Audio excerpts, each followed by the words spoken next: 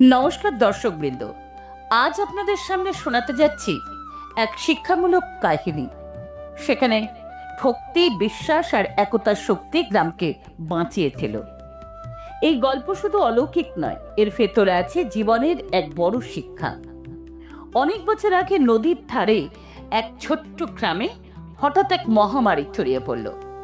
মানুষ একে একে অসুস্থ হতে লাগলো। কেউ মাঠে যাচ্ছে না, দোকানপাট বন্ধ, সর্বত্র ভয় আর কান্নার সুর। প্রত্যেকে শুধু নিজের প্রাণ বাঁচানোর চিন্তায় ব্যস্ত। গ্রাম ক্রমে শূন্য হতে লাগলো। লোকেরা একে অপরকে সাহায্য করতেও ভয় পাচ্ছিল। তখন গ্রামের এক বৃদ্ধ পুরোহিত সবার সামনে দাঁড়িয়ে বললেন, ভয় পেও না, একা একা বাঁচা যাবে না। আমরা সবাই মিলে প্রার্থনা করব, একে অপরকে সাহায্য করব। সেই রাতে এক কৃষক স্বপ্নে দেখল শিব ঠাকুর তাকে বলছেন, তোমরা ভয় পেও না, প্রকৃতি তোমাদের সঙ্গেই আছে। ঝর্ণার ধারে যে ভেষজ আছে, সেই ভেষজ জলে সবাই স্নান করলে সুস্থ হবে। কিন্তু মনে রেখো, একের প্রতি অপরের বিশ্বাস রাখতে হবে।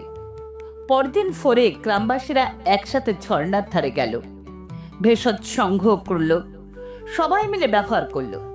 আশ্চর্যজনকভাবে রোগ ধীরে ধীরে কমতে লাগলো। মানুষ বুঝতে পারল ঔষধের পাশাপাশি তাদের একতা, ভক্তি আর সাহসী এই বিপদ থেকে মুক্তি দিয়েছে। এরপর থেকে সে গ্রামে একটা প্রবাদ চালু হলো, একলা মানুষ দুর্বল, একসাথে সবাই অজেয়। এই কাহিনী আমাদের শেখায়, বিপদের সময় একে অপরকে সাহায্য করলে, ভক্তি আর বিশ্বাস ধরে রাখলে আর সাহস না হারালে যে কোনো অন্ধকার থেকে আলোয় ফেরা সম্ভব। এটাই ছিল আজকের গল্প। শুধু অলৌকিক ঘটনা নয়, এর ভেতরে লুকিয়ে আছে জীবনের বড় শিক্ষা। আপনাদের কেমন লাগলো কমেন্টে জানাতে ভুলবেন না। ভিডিওটি ভালো লাগলে লাইক করুন, শেয়ার করুন আর আমাদের চ্যানেলকে সাবস্ক্রাইব করে রাখুন। পরের বার আবার আসবো আরো নতুন কাহিনী নিয়ে।